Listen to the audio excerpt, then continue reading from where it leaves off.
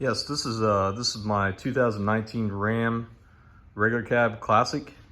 Um, I've pretty much had the truck since it was new. It only has 50,000 miles on it. It's lowered on a Beltec 2.4 drop. When I originally did it, Beltec, they don't have the bracket relocators that are included in the kit, so I had the wheel hobble. I was actually towing a trailer to Wichita, Kansas, and almost totaled my truck because I experienced it. And when I got back, I did some research, and everybody's having the same issue. So I did the bracket relocators from, I think it's IHC. And at the time, I didn't want to basically cut the bracket off the top of my axle. I thought that was kind of dumb. So I just did the bolt-on. And actually, it's been okay. I've not had any issue with it. But the one issue that I did have was I was experiencing this vibration, and I've had the truck for like 3 years. And especially noticed it over like 70, 75 miles per hour, and it's pretty extreme over 100. And this truck's like should be pushing 1,000 horsepower now. It's got a built 392 forged with Whipple 2.9 and cammed and all that. But anyway, I did a lot of research, talked to a lot of people, and a lot of people had no idea what was going on in all the regular cab Rams. I even did the upgraded drive shaft, the Drive Shaft Pro, because everybody's like, yeah, these regular cabs, like, they basically blow their stock drive shaft up. I did that. I was still having vibration. Like, it's funny because a lot of people think it's this drive shaft. But yeah, after talking to multiple people, I'm not going to mention who, and then finally researching on the internet and other Rams having, the same issue. But it's weird because this only happens on the regular cabs. The Extended Cab and Crew cabs have a dual drive shaft, so they don't have the issue. They don't blow them up or anything like that. But anyway, one thing that I did is I checked the pinion angle, and I just want to show you guys. So this is where I check it. So this is a Klein angle gauge. So right now it's setting at 4.5 degrees down, which I'm only using the magnet side, but you can see here, 4.5 degrees down. And I've actually checked a stock Ram that's completely unmodified, same as my truck, and the same thing. And you actually don't need to pull the drive shaft off to do this. You can actually just put it right here.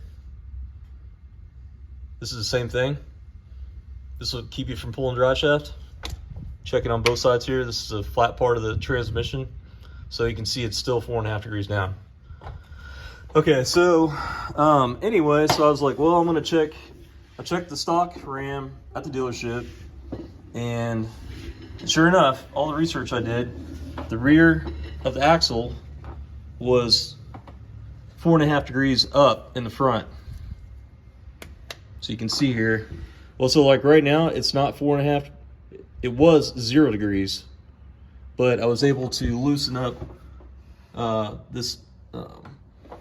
the bracket relocators and actually jack it right here, and then tighten everything up. So now it's not 0 degrees anymore, but it's still out a couple degrees. You can see that because it should be like 85.5 up, which is 4.5 degrees up. You can see here. Yeah, so it's 1.3 degrees up. Well, yeah. And another place you can check it without pulling the drive shaft is this location right here. You can see it gives you the same degree.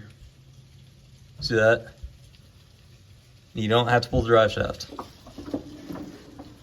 But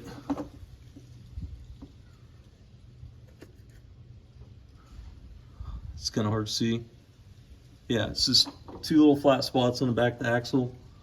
and I'm sure that's why they're there. Well, probably when they assemble it, but it's still a good location to check the angle. But anyway, I talked to the individual I got the bracket relocators from, and he's like, well, we have to, what we do with ours is we put the cut kit on. So I got the cut kit from him. I took the bolt on, the no cut kit off, and spent a day cutting off my axle, the upper bracket.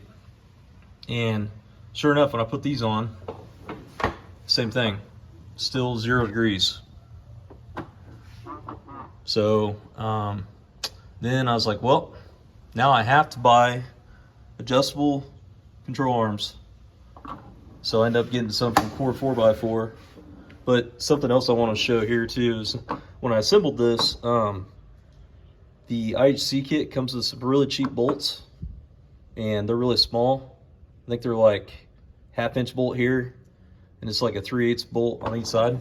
So what I did with mine is I actually did grade 8 5/8 with the mechanical lockdown on both sides. It was a little more work, but that's the way it should be, in my opinion. And these bolts here, these stock bolts are supposed to be torqued to 225 foot-pounds. That's what Dodge recommends. They say the lower ones you torque to whatever, and then you do the torque angle on it, but the upper ones are 225 foot-pounds, so I just torque them all to 225. And I have looked up the grade 8 5/8. I think it's 5/8 by 12 or 5/8 by 18. So you always want to make sure you use a 5/8 by 18 because it has has more threads. It actually can handle a higher torque. But these are about 225 as well. That's what I torque it to. I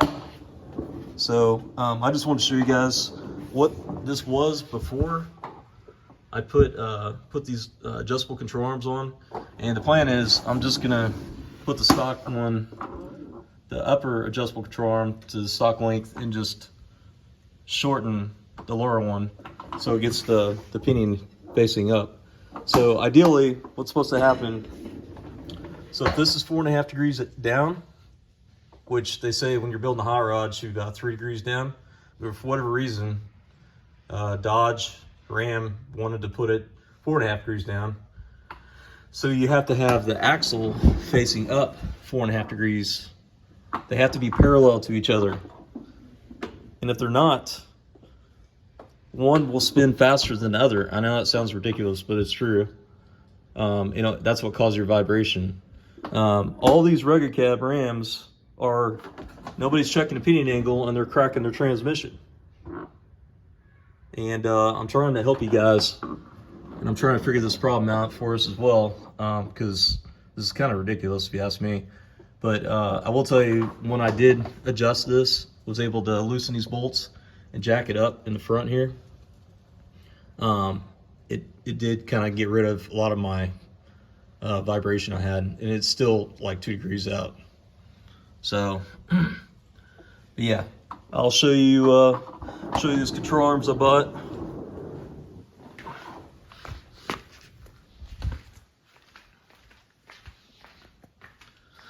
So, I ordered these special from Core 4x4. I was going to build them myself, but it's going to cost so much money that I decided, I talked to Spence, and he's got like military discount and stuff like that, and I'm in the Air Force. These are really nice. These are actually 2 1/4 70/75 aluminum. The ones you normally sell are 1 3/4, but I wanted to upgrade because I got to reading some stuff on the internet saying that it might be better to use a bigger diameter aluminum with the weight of the vehicle. It's like 5,000 pounds.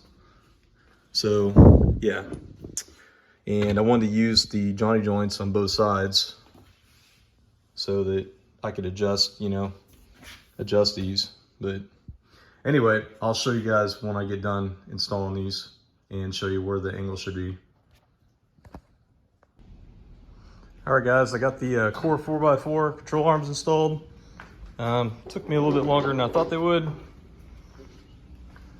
got to torque the jam nuts to 250. One important note, I think a lot of people don't do, is the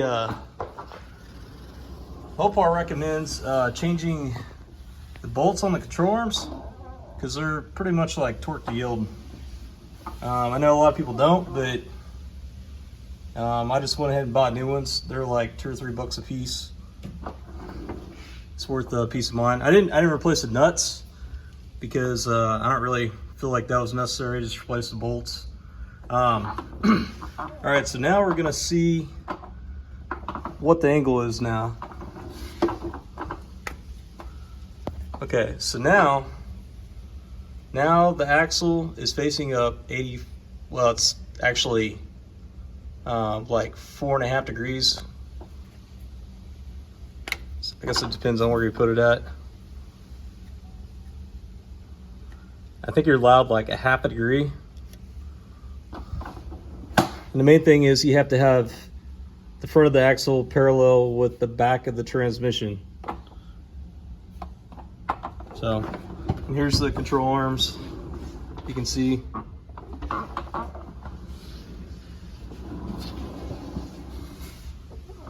All right, so now I'm gonna show you what the front of the transmission, or the rear of the transmission, looks like.